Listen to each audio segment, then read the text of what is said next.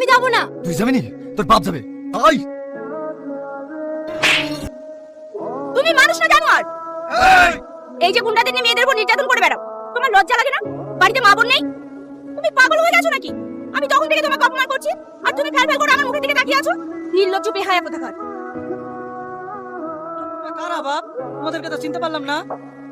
আমাকে চিনতে পারবেন না চাচা, আমি ওই সামাদেমটির ছেলে। আরে সর্বনাশ, আসো বাপ বসো। এই গরিব মানুষের বাড়িতে কি মনে করি বাপ? বলতে গেলে চাচা, আপনার মেয়েকে আমার খুবই পছন্দ, তাই বিয়ের প্রস্তাব নিয়ে এসেছি। তুমি এত বড় লোক হয়ে আমার মেয়েকে বিয়ে করবো বলছো, এ তো খুব খুশির খবর বাপ। এগুলো বলে আমাকে লজ্জা দেবেন না।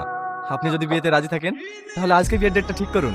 বিয়ের ডেট না হয় তো ঠিক করবো, কিন্তু তোমার বাপ রাজি হবে তো? হ্যাঁ হ্যাঁ, রাজি হবে। আবার এই বিয়েতে মত আছে। তোমার আবার মত থাকতে পারে, কিন্তু এই বিয়েতে আমার মত নেই। এই বুড়ি, এইসব কি বলছিলে? হ্যাঁ আমি ঠিকই বলছি। এখন এই গুন্ডা বদমাইশগুলোকে বাড়ি থেকে বেরিয়ে যেতে বলো। ঠিক আছে, আমি চলে যাচ্ছি, কিন্তু যাওয়ার আগে আমি একটা সত্যি কথা বলতে চাই। আমি তোমাকে খুব ভালোবেসে ফেলেছি গো, আমি তোমাকে বিয়ে করতে চাই। তোর মতো চরিত্রহীন ছেলেকে আমি বিয়ে করবো তুই ভাবলি কি করে? হ্যাঁ আমি জানি আমি খারাপ, আমি চরিত্রহীন, কিন্তু বিশ্বাস করো প্রিয়া, আমি তোমাকে দেখার পর থেকে আমি সবকিছু শুধরে নেওয়ার চেষ্টা করছি। তোমার কথা আমি বিশ্বাস করব?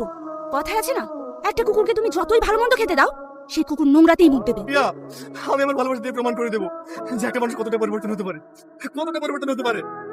জানিস পিয়া, আজকে যে কোশ্চেন এসেছিল সবই কমন, পরীক্ষাটা ভালোই হয়েছে। হে পিয়া, ওই যে দেখ, আজকেও বদমাইশ ছেলেটা দাঁড়িয়ে আছে। দাঁড়িয়ে থাক, চল। দাঁড়াও প্রিয়া, কি হলো?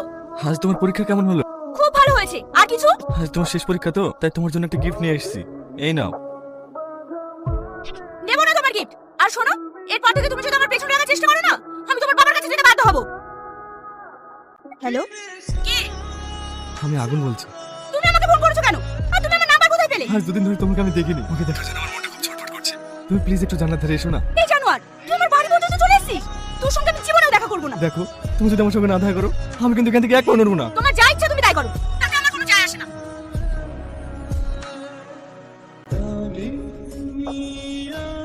ও এখনো আছে?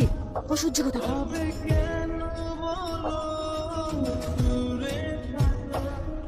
কি ব্যাপার, বাইরে বৃষ্টি হচ্ছে নাকি?